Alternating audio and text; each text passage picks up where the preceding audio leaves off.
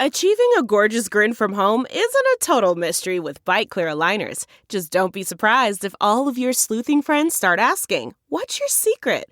Begin by ordering your at-home impression kit today for only $14.95. Bite Clear aligners are doctor-directed and delivered to your door. Treatment costs thousands less than braces. Plus, they offer flexible financing, accept eligible insurance, and you can pay with your HSA FSA. Get 80% off your impression kit when you use code WONDERY at Byte.com. That's BYTE.com. Start your confidence journey today with Byte. And welcome back to Little Cuts, our weekly mini-sode where we dig into the things that we've been watching, playing, and reading, I believe. I'm Terry. And I'm Mary Beth, and this week we are talking about a ducking slasher, Depression, in parentheses, not my own, that is Mary Beth talking, a fantastic new novel, cosmic horror games, and chuckle sandwiches and auditions. So exciting. I also, if you have joined us on video, you have seen my cat using me as a mountain. Luckily, we got a lot of it on video, so I probably will share some of it at some point. But she is now... New Sweet Baby is dropped, and now she's passed out right behind your head. Oh my god, that's so cute. I think she's asleep behind me. Oh my god.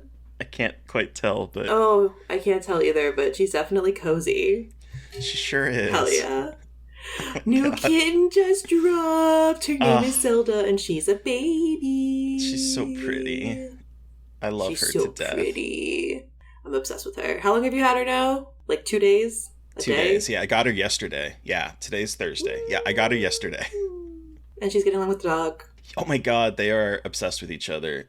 When she cries out, like if I pick her up, like she goes meow, like, and makes her Riggins comes running, like unhand her, you lout. Very good, very good. Wow. That's incredible. I took her downstairs with me to watch television this afternoon, and he followed me all the way down because she was like, meow, when I first picked her up, and he followed me all the way down to the basement. He never does that. He's always like around his mom. Wow. New baby of the house. I know. It was a little rough in the start, like the first introduction, but he is quickly taken to her. Oh, so good. Yeah. So... completely unrelated to that, but kind of related to animals. What's this ducking slasher that you have on here? So we had the creator of this show, Ryan J. Brown, on the podcast for the first season of Wreck. And for those that have not seen it, I won't spoil the first season. I'm going to talk very in generalities about the second season. But if you hadn't seen the first season of Wreck, it took place on like a very big expensive cruise ship where a young gay man snuck on board pretending to be someone else to find out what happened to his sister, who was working on the ship, and was reported that she jumped overboard and died. And he's trying to figure out what happened to her. There's also a slasher in a duck mask walking around the boat. And so we talked to him about this, so please go listen to that episode. After the events of that first series, and they find out who's responsible for what's happening on board, again, talking generalities, the second season is following off the boat as Jamie, the main character, Jamie, and the surviving people are trying to take down the people involved with what happened. And they end up going to what is kind of like... I would call it like it looks as if it's like a self-help wellness camp that is like what it looks like is as if a corporate wellness influencer would create after watching Midsummer or The Wicker Man for one time. Okay. And so it's this like health, wellness, rich people. It's run by a woman named Devin who is channeling basically self-help buzzwords while using a power drill to drill into someone's skull. It's sort of like if Alexis had fallen into leading a corporate empire of vicious people. And so we're following that as Jamie and co are trying to take down whatever happened. And this season amps up everything to the 10. I think the story is a lot more interesting. It's a lot bigger. It's a lot bloodier. my gosh, the first episode is a fucking bloodbath. It kind of reminds me a little bit of the way that Adam Caesar would write, because like he has no respect for his characters, where he's like, I'm just going to kill people left and right. And that is what the ethos of this show is. I was surprised at some of the deaths that happened in this season of main characters. Like, it is taking it and amping everything up, and it ends on a cliffhanger, and I need a third season. So I need everyone to go out and watch it. It's on Hulu right now. Please continue to watch this, because I need to see where it's going to go next, because this season just it's better in every way. Hell yeah, that's awesome. I'm so glad to hear that. Yeah, because we both love the first season a lot. You haven't seen the second one yet? Mm-mm. All episodes are now on Hulu, listeners. Yeah. Oh, cool. Okay. Yeah, I am woefully behind on all things television currently. I am too. I'm trying to catch up, because I had wanted to like watch this before it came out, but it didn't happen because I'm also behind on all things television. But yeah, it's queer. It's a slasher. The body count is high. It has some very interesting. It has, the storyline is very interesting, but it is so queer, and I love that this exists in 2 seasons. And I think I tried to find out if it has been rooted, and I couldn't see anything yet. But I think I think the first season was well received, so I think there might be a good chance. I just need people to watch it. Fingers crossed. I need to watch it. But yeah, so that's Rec, second season, both 2 seasons, playing on Hulu in the States, and I think it's a BBC production, BBC 3 maybe, so it's also streaming wherever that is in the UK. Now my cat's in here. Kitties. She's like, I will not be upstaged on this show. I know. She's like, I am the original baby. All right, so let's talk about depression, not your own. I think we're swinging wildly away from absolutely. Ducks and slashers. Incredibly away from like Ducks and Slashers to The Devil's Bath, the new film from the directors of Goodnight Mommy and the Lodge, Veronica Franz and Severin Fiala. I apologize if that is not correct, if that is not pronounced properly, but they are the sad, fucked up minds behind Goodnight Mommy and The Lodge. And now The Devil's Bath is a period piece set in 1750 Austria, and it's German language. They're going back to German language from The Lodge, and this is a story about a woman who essentially gets married and things start to spiral, and it is about her depression and her experience experiencing. It is about the topic of suicide by proxy, which is a real thing that happened in Germany and Austria in the 1700s. And it's basically people didn't want to kill themselves because, pardon me for like that language, but essentially people didn't want to kill themselves because in the eyes of God, they would never enter heaven because suicide is such a mortal sin. So what they would do is they would do something really bad and then they'd get sentenced to death, but then they would be absolved of their sins. So when they're put to death, they can still enter heaven. So this movie kind of centered around that and female, not just, it's really focused on like women's depression, but there's also really interesting discussions about male depression as well and repressed male sexuality in the movie in a way that I didn't expect. Like, obviously it is a very like female focused film, but it also is about repressing your sexual desire as a man and like what that does to you in that time period. And it's not just women, and also like the husband isn't terribly cruel, but he's not the most caring either. So it's like painting a more realistic picture that's not like a woman with the worst life ever, but rather a woman living a life that's not terrible, but it's not great either, and what that looks like. And it's just bleak. It's very grounded. Comparatively, I mean, like all their other movies are pretty relatively grounded, but there are like kind of maybe hints at witchcraft, but not really. It's mostly just like a really harrowing look at one woman's spiral into depression in a society that like doesn't really care about female mental health / had any knowledge of it. So it's definitely different from their other stuff. But it's really good. It's just dark. Okay. So if you are in a bad headspace, I don't particularly recommend watching this one. but it's really beautiful and it's incredibly well acted. I mean, everything about it is good. Yeah, essentially Melancholia. Yeah. It's very good. It's just, like most of their movies, incredibly bleak, but like in a way that is also really... The catharsis in this one's different, let's just put it that way. Yeah, I got a screener for it, and I have not worked myself up to watch it because I knew it was going to be heavy. It took me a bit to watch the screener because I needed to be in the right headspace for it, because I love the Sarah Sampson, who is the PR person, is the sweetest and emailed me and was like, I was like, oh boy, can't wait to get emotionally destroyed by this, simply because I just assumed it would be emotionally destructive because their other two films have been that way. And she was like, yeah, just like big trigger warning heads up about like female depression, especially after getting married. And I was like, oh, Jesus Christ. Okay, let's go. So... yeah, definitely set aside time when I was like not feeling as depressed in my brain. So I'm curious because I did not really care for Goodnight Mommy, I'll be honest, but I did really like The Lodge. Where would you say this one fits in terms of like the three that they've done? Closer to The Lodge, I think. Like okay. It's not like a twisty turny movie that's like trying to trick you or anything. It's like, again, it's like a very kind of grounded, honest look. Like it's really slick. It's beautifully shot, but it's got more of that like bleakness of The Lodge than like the kind of horror twinges of Goodnight Mommy.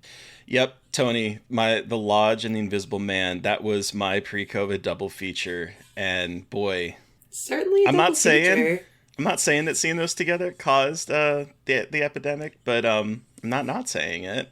It was the last thing I saw in theaters for like 2 years. Oh my god, The Lodge, holy shit. Oh, Serenity. Yeah, but anyway, yeah, so Devil's Bath's going to be out on Shudder June 28th, so okay, next week. Yeah, so that is The Devil's Bath, which is coming to Shudder.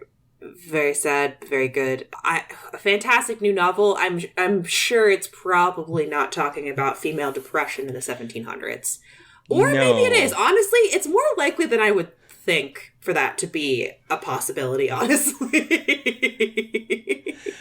No, this is about a cursed film from 1993 is when it's set. Or, well, it's set in a couple different time periods. It's the video of my birth. But this is... that's right, you weren't you? I was born in 93. This is Paul Tremblay's new novel, horror movie. Oh, okay. So it is... it's called A Chilling Twist on the Cursed Film Genre, and that's a fair statement. So there was a group of young kind of guerrilla filmmakers who spent 4 weeks trying to make a movie called Horror Movie, and because it was very guerrilla and it was very low budget and having to like do indie, with a lot of people that aren't actors, they kind of lean into abuse for one of the cast members, and they sort of film chronologically to capture what is basically this young man's descent into madness. It feels like all that we know is that they spent 4 weeks making it, and then only like 3 of the film scenes have ever been released to the public. And because horror fans are horror fans, Horror Movie has like a rabid fan base because no one has been able to see it. They just know about the notorious sort of grounded way that they filmed it, and that something happened. At the beginning, you don't quite know what, but it seems like people died, and the main character, a man who played the thin kid, who is basically this kid that is a teenager, he is horribly abused in this filming. There's scenes where they have taken cigarettes and burned him, and they kind of turn him into a killer by the end of the movie, is the kind of premise behind. Yeah, which is kind of the premise behind it. And it's it's an interesting structure. What I really like with Paul Tremblay, particularly the last two novels that he's done, the last one that I did talk about was the Pallbearers Club, where it was like a novel that had someone else reading it and inserting their notes. Here, there's actually a screenplay of the scene as it unfolded, as well as regular novel type entries about the man that played the Thin Kid as an adult sort of being approached to do a remake, and they want to get him involved in it. A remake of a movie that was never released. It's so weird and meta. And so we're kind of following him as I think he's one of the only surviving cast members at this point. And we're following him in the present as he is sort of recounting everything, as we are also sort of figuring out what happened in those 4 weeks. Okay. And so it has kind of a found footage type feel to it as a novel. Yeah. And I found it very harrowing, very readable. I think it's less than 300 pages. It's really short for him. And a lot of it is script, so script is even shorter too, so. But it is I found it incredibly enthralling. I think I read it in like 2 sittings. And I probably could have just read it in one. I just started it too late. But it is it's fucked up. It's a fucked up book. Okay. Cool. Yeah. So if you're fans of Paul Tremblay, I would say this is one of his most fucked up ones of the ones that he's written. Oh wow. Okay. It's kind of gnarly. Oh really? Like gory and gross and. Yeah, I mean, like it leaves a lot to the imagination, but the way in which you can sort of you're kind of in the man's head that played the Thin Kid. It's sort of like you can sort of see he's like in the future or in the present, I guess he's doing like the festival circuits, and he's doing sort of like the cons kind of thing as like this actor who is notorious. So it's just, I don't know, there's a lot of interesting things being talked about in this book, and it was I don't know, it was pretty gnarly, I thought. Cool. But yeah, that's Horror Movie, a novel by Paul Tremblay, and it is out. It came out last week, I think. Swiveling Wildly, Cosmic Horror Games. I'm excited to hear about this. Yeah, so technically I'm watching Steve play this. He's playing Still Wakes the Deep. Oh my god. I have it. I haven't started it yet. I was hoping to play it before this recording, but I'll keep it brief so I won't spoil too much, but I watched him play a good chunk of it yesterday because I was really stoked for this, and since I'm sometimes too tired and he likes to play, it is very fun to watch. And Still Wakes the Deep takes place in the 70s in Scotland, and you are an offshore oil rig worker, and a series of events happens, and the drill hits something underwater, and something unleashes something onto the rig, and you are tasked to try to escape the rig that is already falling apart, and now is falling apart even more as weird fleshy things that also kind of look like stained glass and oil slick spread all over the oil rig, and also some crew members have become these very strange cosmic horror entities, have morphed somehow. And so a lot of it is, there's not really any combat. A lot of it's hiding and using the environment to get around and escape things. A lot of it's like throwing a can to distract somebody or something like that, rather than like having any kind of combat. So if you don't like those kinds of games, don't play this one, because that's what this is. A lot of it is, exploring, discovering some terrific things. And a lot of the monsters, at least in part of it, they keep you out of your eye, like they kind of keep out of your vision, which is really interesting. Like there are moments where there's like, you can hear someone yelling at you in the shadows, and you can hear them moving around, and you see little glimpses of them, but they never really show you the full form. And it plays with the mechanic where if you look at one of these creatures, or if you look at the like pulsating muscles, you get this like kind of, it's like an oil slick around your eyes, like kind of like almost like an insanity meter in a way, like it's infecting your brain somehow. Think about Bloodborne, you have like your sanity, similar to that. Yeah, Tony just said amnesia vibes, and that's what I was gonna say. It's definitely sounds an amnesia game, the Dark Descent-esque. Yeah. So it's good. From what I've seen, he played about 2 hours yesterday, and I actually don't quite know how long it is. It's about 6 hours from what I understand. 6 hours? Okay. Cool. So we made it a good portion of the way through, but it's really tense because I was watching, and it's you have to do all, you're inching along, do a lot of balancing stuff, a lot of like button prompts, but a lot of it's really tense because everything is kind of falling apart. It's very much got the Thing vibes, but on an oil rig in the middle of a storm in the ocean. And I mean, come on, how is that not a Terry game, right? I know. You're gonna love it because it's like, and it's the ocean, like they're aquatic horror, the Thing, isolation. And give it to me. It's really, the sound design is really good. So that's when you play with your headphones, because there's a lot of really cool sound design stuff going on, like layers of sound. That's really, and I was just listening to it on our TV, and we don't even have the best sound, but like it's really cool and it looks gorgeous. I didn't realize how pretty this game was going to look. Like, I was excited for it, but I didn't realize like how well it looked, like how well rendered everything is. This is from the Chinese Room developer, the Chinese Room, and they did Dear Esther. Yep. Everybody's Gone to the Rapture. They did do a sequel to Amnesia. They did Amnesia: Machine for Pigs, which is like the only one that's not like considered kind of like in the Amnesia. There's like, I don't know. I didn't follow. I've played the first one and never played another one of those games. So like, I don't know the fucking lore or whatever. But regardless, it's gorgeous. It's really good. The tension is really good. The way that they craft cosmic horror here is amazing. Like eldritch horror coming out of the ocean. Really cool. And how they capture this like unknowingness to it. It's so hard to visualize cosmic horror so often because it's like, yeah, it's stuff that the human brain can't conceptualize. And you're like, well, I have to conceptualize it with my human brain to put it on the screen. How does that work? And I think they did a really interesting job of like what that means and what that looks like, especially in a video game.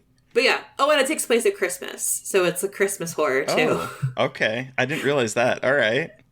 It's, like, not super obvious, but, like, when you go into parts of the galley, I think there's, like, a Christmas tree and Christmas lights and stuff. So there's, like, that kind of little added spice of it being holiday horror, if you want to put that in there. But it's really cool to see how they crafted this, and I'm very excited to play. Like I said, I really wanted to start it last night, but Kitten kind of threw my plans into... Yeah, that'll happen. As it happens. Is she still sleeping behind you? Oh, yeah. Oh, my God. Ugh, what a baby. Oh, my God. Jesus Christ. That's too much. So Still Wakes the Deep is out now. It is on Steam. It is on PS5. It is on Xbox Series X and Series S. So yeah, it's on Game Pass. So if you do have an Xbox, it's free if you're playing Game Pass, if you're subscribed to Game Pass. Highly recommend. That's how we're playing it. We're playing it on Xbox because we have Game Pass, so we are playing it that way, and it looks great. Only a couple little weird glitchy moments where like things go through objects, but as you do. Highly recommend. Oh, I'm so excited to play. I'm so excited. Yeah, you're gonna love it. You are definitely gonna love it. It's very Terry. I was like, yes, this is a Terry game. It is. I've been so excited for it because I do love the Chinese Room. I love the games that they develop, and I mean, aquatic horror. Hello, the Thing. I know. Hello. But like oil rig horror, except for that really bad shark movie from last year that we don't have to talk about. We don't talk about. Not enough. I mean, underwater was drilling. I don't know. Oil rigs are a cool setting that I don't think are utilized enough. But I guess it is kind of hard to film on like an oil rig. Yeah. But still, it's cool to see how the setting is used so uniquely in this. All right. Yep. Let's swing wildly again and talk about chuckle sandwiches and the pain of auditioning. So we are on episodes 3 and 4 of season 4 of 30 Rock, and I can't wait to hear your thoughts on these two. And the revelation that a chuckle is the part of a pig between the tail and the anus. Basically, the second gooch, if you will. The second gooch. I'm going to be real with you. These 2 episodes kind of got on my nerves a little bit. Oh, did they? Okay. Interesting. So Why? I laughed a lot, but Okay. I think the problem, they're so 2000 and whatever year this was, which I think I felt that this is the most I felt that in these two episodes. I think is like the age, because there's so much in both episodes about like stereotyping that is just so that time period of like, hey guys, we shouldn't say that Hicks are simple, and extending into the next episode that like black people are always this character, or like gay guys always play this character. And I know it's like a message they're trying to tell, but I think in 2024 I'm watching it and I'm just like, this is just like kind of pedantic and kind of like embarrassing. And I'm also in a bad mood today, so like that's probably part of it. But I think just some of like, and also Jeff Dunham is in episode 3, and Jeff Dunham gets on my fucking nerves. So I think me too. Me too. Me too. I was watching this and I was like, something about these episodes, like there's funny stuff obviously, but I'm like, there's a lot of weird early 2000s stereotyping going on in here that like just ugh. Yeah, so like it is definitely tackling the idea that a lot of Republicans at the time, and still to this day, are talking about, you know, the real America vice, the fact that there's the leftist elite or the coastal elites or whatever the case may be. And so like it is definitely right. It is definitely focused on this idea that, as Liz Lemon sums up by the end of it, all God's children are horrible. God, I'm such a good line. All of God's children are terrible. I was like, great. Because this episode is where they're setting up auditions, but he's like, she wants them in San Francisco with Dude Drug California, whatever the fuck. Like, very dumb. People's Gay Republic of Drugifornia. Thank you. And then Toronto, and he obviously makes a joke about Canada. And then she digs a very off-color, you know, stop trying to say Jewish. And I'm just like, oh, Lord. Like, God damn it. Like, again, I know it's that time period, but in this, watching it now, I'm just like, oh, God. Like, some of these jokes. Basically, they're going to go see auditions, and now they're going to go to Kenneth's hometown of Stone Mountain, Georgia, because that is where Jack thinks the real people live, because Kenneth is a hick, and the Chuckle Hut, which turns into the Laugh Factory, because the Chuckle Hut is the space between the butthole and the tail. And once you're done doing all that shit, it's the Laugh Factory. And he's like, this is where we'll find our actual, like, Joker. And she's like, oh, okay, fine. And thus begins their journey into Georgia, which involves her getting food poisoning from a sandwich, which fucking relatable on all ends. Also, please, no one ever weaponize my IBS against me, please. I beg of you. That is so mean. Do not weaponize my inability to digest things against me, like was done here by Jack Donaghy against Liz Lemon. It is very rude and terrible. But then we have our B plot where two celebrities have died. The guy who played Pac-Man, to which Tracy says, I will eat a bowl of cherries and ghost meat in his honor, which is such an incredible line. I was like, oh, did she wake up and say hi? And then they hear about, the clogger, Kenneth the clogger, and it's the rule of threes, like another celebrity is going to die, but not before Kenneth says he went to a better place, and Tracy goes, he's in Cabo? And so we have that going on with Tracy now being afraid that he is the next celebrity to die. And that obviously evolves even bigger as all of these, like, as we get some choice cameos about celebrities knowing about the rule of threes. And then also we have Gay Halloween, which extends to the next episode because Jenna wants to befriend the writer so they don't, like side with the new guy. And then they realize, oh, if we befriend her, we can go to Gay Halloween and meet girls because girls like to go to Gay Halloween and dress like sluts. And I was like, you don't understand the spirit of Halloween. That's the fucking spirit of Halloween. Rude. Gross straight men. Gross straight men. I wrote so many fucking notes because everything made me laugh. Especially the third episode. Yeah. Like, I was still laughing. So, like, I said they annoyed me, and I'm still laughing. So, like, I can admit that I hold two things in one with this, for sure. Exactly. And it's whenever I think of this episode in particular, I think of the side plots, Vice, them actually going to Stone Mountain, because I do find Jeff Dunham to be incredibly annoying and obnoxious in real life and in here. But, like, it's the moments, like, where Betty, why did I just draw a blank? White. Betty White, R.I.P. Because he needs another celebrity. Tracy needs another celebrity to die so he doesn't die. And so he calls Betty White and says, boo. And she's like, wait, is this a rule of threes call? And she says, I will bury you, Tracy. I will bury you. Delightful. And that's a dark joke if you think about what happened to him before she died, too. Yeah. I was like, oh, shit. Ooh, dark. Sex Criminal Boat.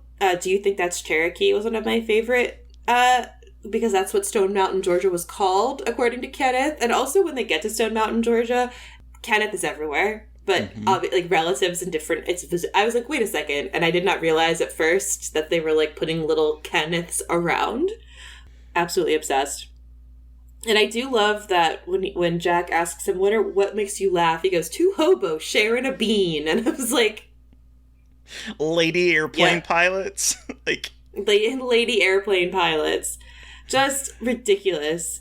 I did write, you don't understand the spirit of Halloween. And also, I can definitely see this, like, meta stuff, because he goes, we're going to Stone Mountain, Georgia, and Levin goes, after commercial? And there's a lot of this in these two episodes, especially about, like, with advertising and things like that. Some very meta stuff going on even more in these episodes. This also has the infamous, well, not, I don't even know how infamous it is, but I use it a lot. The where Liz is sick and she is puking in the toilet, and Jack comes in there, and she's like, you don't even care, and he takes the brush and is like, there with the broom. With the broom. And then he's like swinging it to get rid of the smell away from him. The smell of her just like having the worst. Oh, and his line about, good God, Lemon, your breath. Where did you find a diaper you found on a beach? Beach. Oh, Peppy Bizmilk. Peppy Bizmilk. Yes, and all God's children are terrible. I want that tattooed on my person. Absolutely. And also my favorite is at the end where he goes, we're not doing this deal with Jeff Dunham's character to the Kia Sorrento. And they just run to the Kia Sorrento. Which I'm like, is that product placement? I think it just might be. Which is hilarious how they just so obviously write it in. It's quite hysterical. This is definitely the writers being like, fuck you, product integration. We will make a joke out of it. Well, and that happens in the beginning of the next episode, but this one ends with Tracy realizing, oh, Pumpkin, the ventriloquist, Candace shares, oh, Pumpkin, my town ventriloquist died. And Tracy goes, yes, that's the third one. I can party. Tell my wife I'm on a work trip to Philadelphia. And he rips off his shirt to join the gay Halloween party in the studio. So, great. And then the next episode is when we have auditions, and we're stacking auditions. We have one guy that they want, and they're it's the Hornberger method, where they has a very specific formula of how to stack auditions. And that just immediately goes to shit as soon as Jenna learns about auditions, and .com wants to audition, and everybody wants to. I know, I love .com. And this is when everyone wants to audition. But I do love the line, oh God, I can't remember exactly, but it's as unimportant as the Winter Olympics coming to NBC this February. And I was like, oh my God. Oh. They really said, fuck you to like everyone, especially, and then like later with the general, like with the Cisco, like telecommunication stuff. And I was like, oh my God, they really just said, go fuck yourself to the ad product, to the ad department. Did. They sure did. Oh yeah. God. No, this show makes fun of the Winter Olympics all the time. I think going forward, and it just cracks me up. And this is one of my favorites, because Jack seems so despondent that he has to say this. Like, it just I don't know. Yes. It's so funny to me. And we also have so funny. Liz breaking the fourth wall when Pete Hornberger is like, you know, as long as everything goes okay today, and she looks at the camera and nods her head like, get ready. I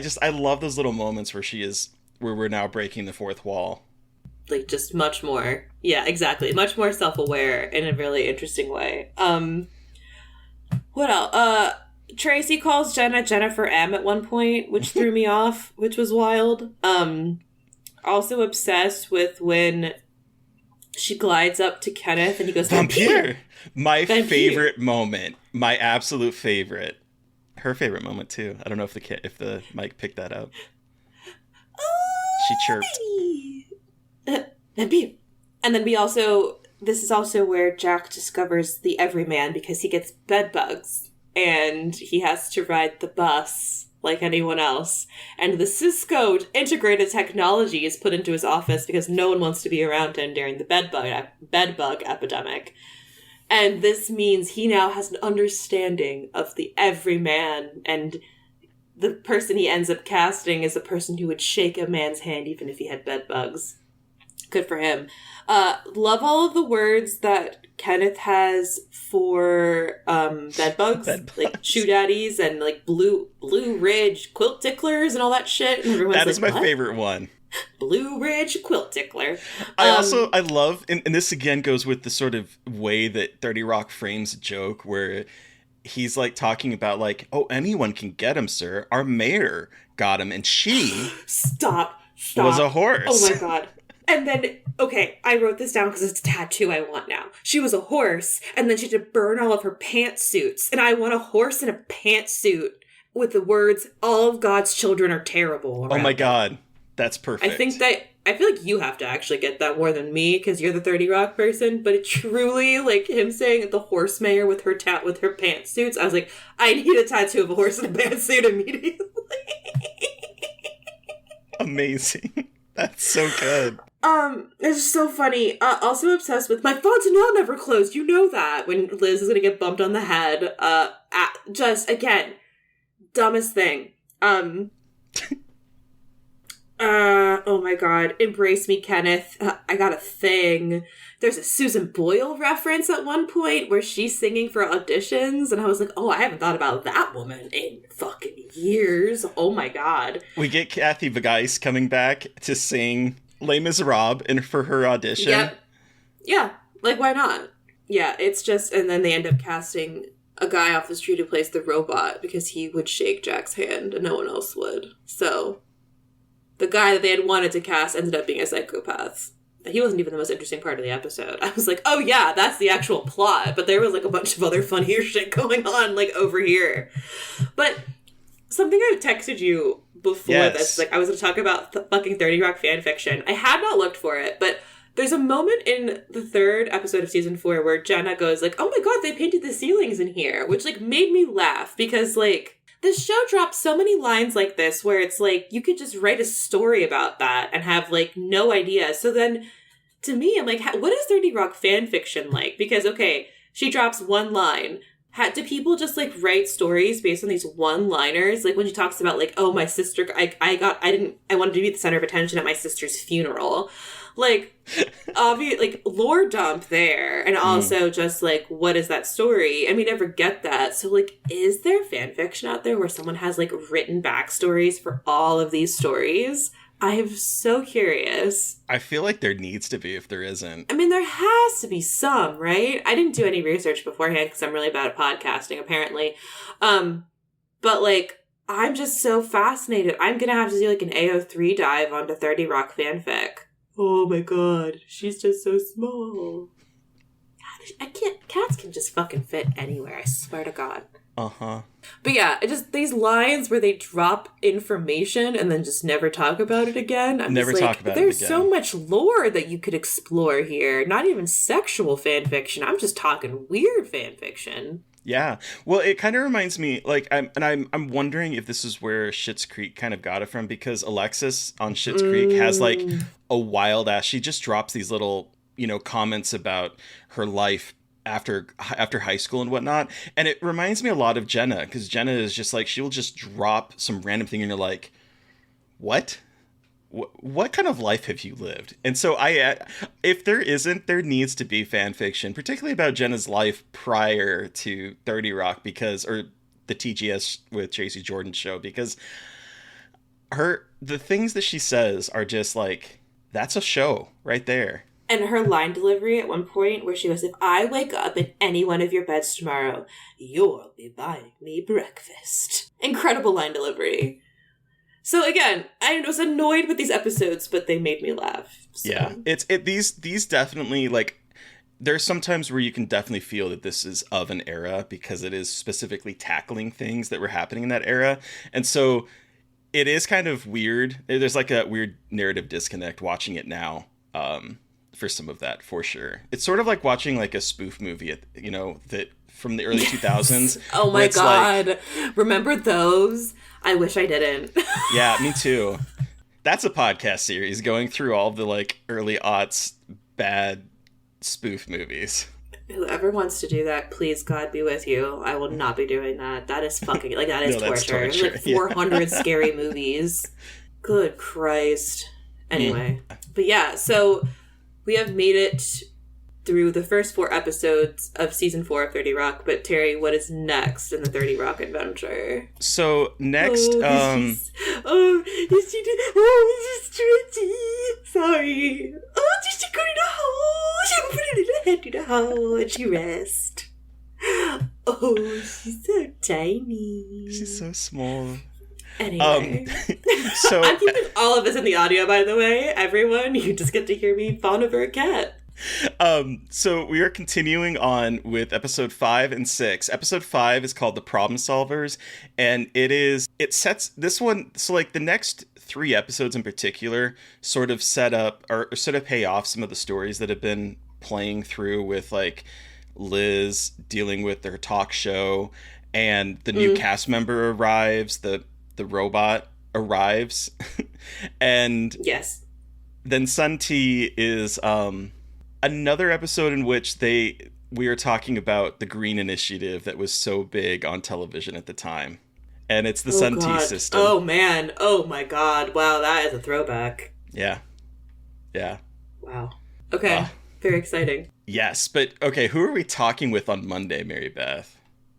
Okay, I'm very excited because on Monday we are chatting with writer Arielle Powers-Schwab. Her new book, Millennial Nasties, coming out in September from Encyclopocalypse Publications. So, incredible read. And she brought with her the Blair Witch Project, which I know we have visited before previously, but a very long time ago at the beginning of this pod.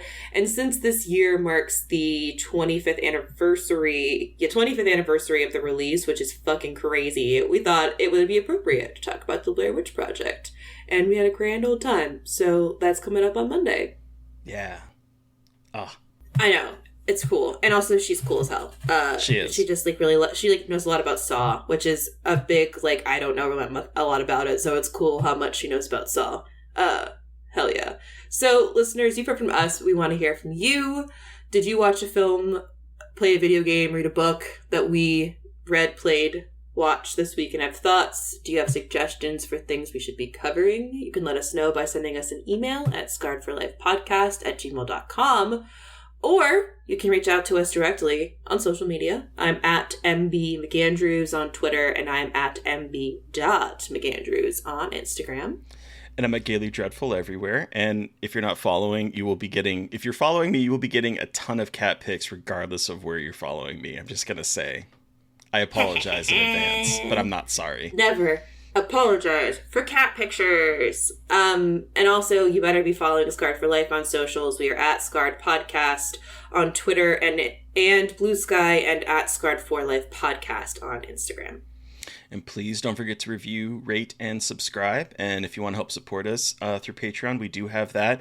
We're going to be having new Fresh Wounds posting next month. We apologize for the wait on those. It's been a crazy time.